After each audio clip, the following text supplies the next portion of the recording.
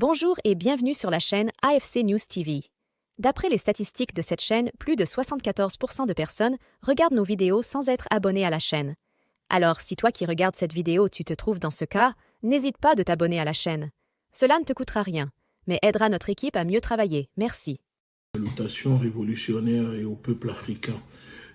Cette vidéo sera dédiée à la fille aînée de l'Afrique, à nos frères et sœurs d'Haïti. Mais avant de continuer, je souhaite faire 1 minute de silence pour toutes les victimes de l'impérialisme français et américain en Haïti.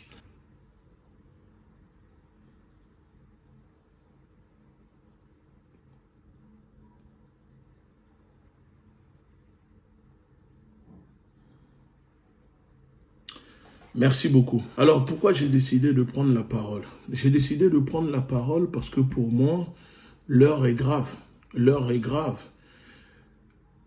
Je viens de me réunir avec notre équipe, avec les membres de la LDNA en Haïti. Et nous avons décidé de mettre en place des actions prochainement, des rassemblements pour dénoncer la décision que l'ONU vient de prendre sur demande des Américains pour l'occupation illégale, illégitime d'Haïti. Pour ceux qui ne sont pas au courant, l'ONU, via les États-Unis, a voté une résolution pour occuper les terres haïtiennes. Je viens de lire cela dans la presse du média de la LDNA. Vous pouvez voir ici, d'accord? Et c'est écrit « Haïti, feu vert du Conseil de sécurité de l'ONU à une force internationale ». Et vous devez comprendre que quand ça parle de force internationale, en réalité, ça parle d'une force occidentale, d'une force d'invasion, d'une force étrangère. Alors, l'article explique que le Conseil de sécurité des Nations Unies a donné son feu vert lundi 2 octobre à l'envoi en Haïti d'une force multinationale menée par le Kenya pour aider la police dépassée par les gangs. Mission réclamée depuis 1 an par Port-au-Prince. Vous comprenez? Mission réclamée depuis 1 an par Port-au-Prince. Qu'est-ce que cela signifie? Cela signifie que ce n'est pas le peuple haïtien.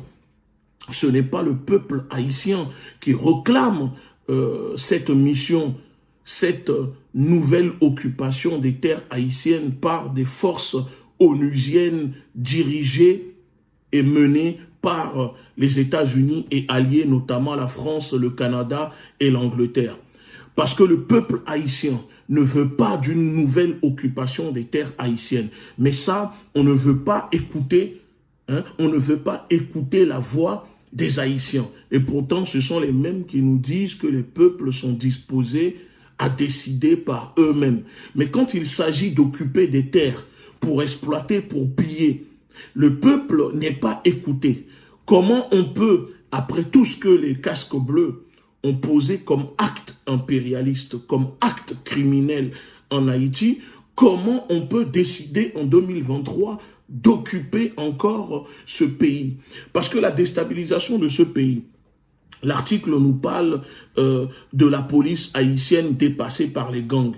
Et donc, selon la résolution adoptée lundi par 13 voix et 2 abstentions, c'est-à-dire la Chine et la Russie se sont abstenus, après de difficiles négociations, cette mission multinationale de soutien à la sécurité non onusienne est créée pour une période initiale de 12 mois avec une réévaluation au bout de 9. Elle vise à apporter un soutien opérationnel à la police haïtienne dans sa lutte contre les gangs et pour la sécurisation des écoles, ports, hôpitaux et aéroports, avec l'objectif d'améliorer suffisamment la sécurité pour organiser des élections alors qu'aucun scrutin n'a eu lieu depuis 2016 et que 2800 meurtres ont été commis entre octobre et juin dernier. Mais je crois vraiment qu'on essaye, on se fout complètement de la gueule des Haïtiens. On se fout complètement de la gueule du peuple noir. Les Haïtiens doivent regarder plus loin. Si les casques bleus, l'ONU n'a jamais réussi à sécuriser le Congo, malgré plus de 30 000 casques bleus qui occupent ce pays de l'ONU, avec plus de 30 000 casques bleus, si le Congo n'a jamais été stabilisé. Mais au contraire, la situation s'est grave dégradée dans le pays. L'ONU n'a jamais réussi à sécuriser le Mali, malgré l'occupation des terres du Mali par les casques bleus. L'ONU n'a jamais réussi à sécuriser la Centrafrique. L'ONU n'a jamais réussi à sécuriser le Niger, le Burkina Faso. Est-ce que vous croyez réellement que c'est Haïti que l'ONU réussira-t-elle à sécuriser? Et de plus, on nous apprend, on nous dit dans l'article que c'est la police kenyane qui prend la tête de cette opération. Mais cette même police qui ne respecte pas les droits humains, les droits de l'homme au Kenya sur les populations kenyanes, c'est elle qui ira en Haïti pour apporter la sécurité, les droits de l'homme et faire respecter les droits humains en Haïti. Mais on se fout de la gueule de qui? Quand on sait que le Kenya n'est qu'une colonie des États-Unis. Le Kenya n'est qu'un pion dans le dispositif que les États-Unis viennent de prendre pour occuper Haïti. Et parce qu'ils ne veulent pas directement se mettre devant, puisque ça fait des mois qu'ils essayent d'occuper Haïti, mais aucune de ces puissances occidentales ne veut prendre la tête de l'opération parce que ces pays savent très bien l'hostilité vis-à-vis de leur politique dans ces pays. Et donc, on est parti chercher un pays africain, pion des États-Unis, pour mettre ce pays devant et pousser ce pays à débarquer en Haïti pour occuper les terres haïtiennes. Nous disons au peuple haïtien, on ne peut pas accepter cela. On ne peut pas accepter cela. Haïti ne peut pas accepter que les États-Unis décident via l'ONU, cette organisation corrompue, pour venir occuper les terres haïtiennes. Ceux qui n'ont pas de mémoire, je vous rappelle quand même les crimes que les casques bleus, l'ONU, ont posés en Haïti après le tremblement de terre. Des centaines d'enfants abandonnés par les casques bleus. C'est les casques bleus qui ont amené le choléra en Haïti, qui a tué des centaines de milliers de personnes. Maltraitance, des réseaux de prostitution, des femmes abusées dans le pays par les casques bleus. Et puis, je ne vais même pas vous parler de l'occupation américaine, de ce que les Français font en Haïti. Parce que quand on parle de déstabilisation, on parle de déstabilisation. Mais qui contribue à cette déstabilisation?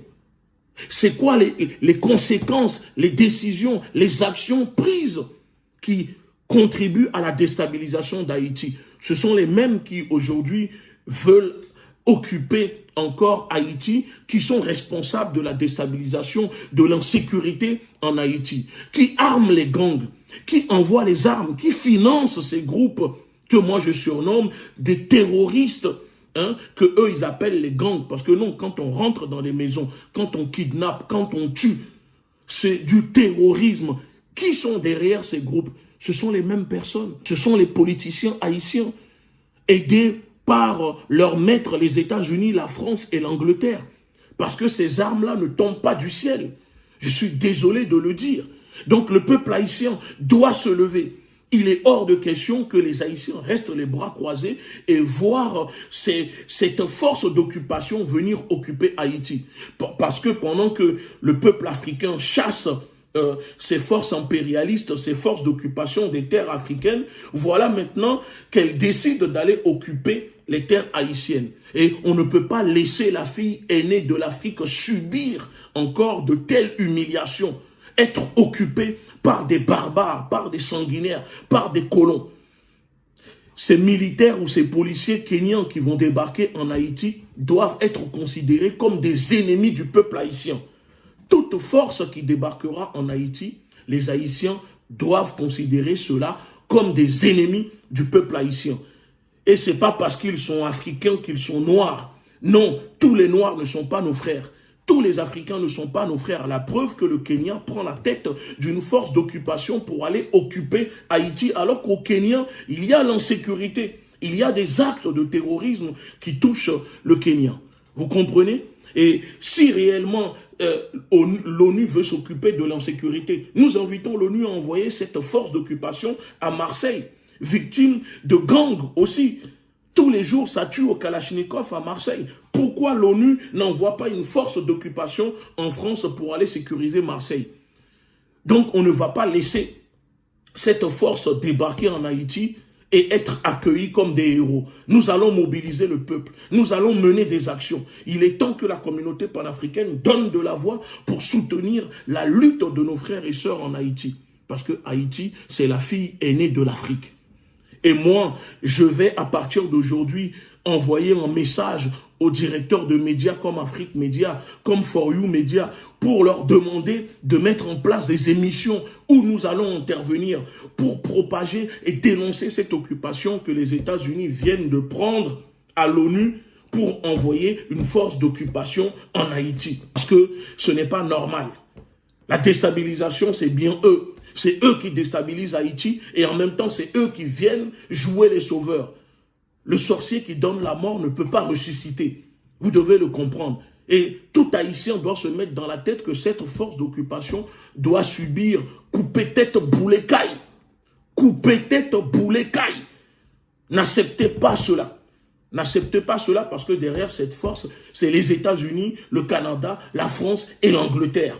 Et c'est pour occuper Haïti, pour commencer l'exploitation des ressources, des richesses minières naturelles d'Haïti, que eux ont besoin.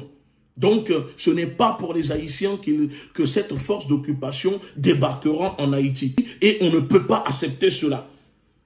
Et encore une fois, pour finir, je demande vraiment pardon, je m'excuse pour le silence de la communauté panafricaine autour de ce qui se passe en Haïti. Cela me désole, mais vous savez, je ne suis pas seul, je n'ai pas le poids de réunir tout le monde et de faire en sorte qu'on puisse apporter un soutien directement. Mais à mon niveau, je ferai ce qu'il faut et je suis disponible. S'il y a des Haïtiens, s'il y a des médias, des radios qui ont besoin de notre voix, je suis disponible. Contactez-moi et je donnerai de ma voix pour le peuple haïtien. Parce qu'on ne peut pas laisser cela. Vous voyez, c'est la première fois que je fais une vidéo où je transpire autant. Parce que la situation, le problème d'Haïti me touche énormément. Parce que Haïti représente beaucoup pour le peuple africain, pour le peuple noir. Je ne vais pas m'étaler là-dedans. Et si je transpire comme ça, ça démontre que dans ma chair, je suis énervé et cela me peine énormément de voir ce qui se passe en Haïti. La révolution est en marche, armons-nous idéologiquement.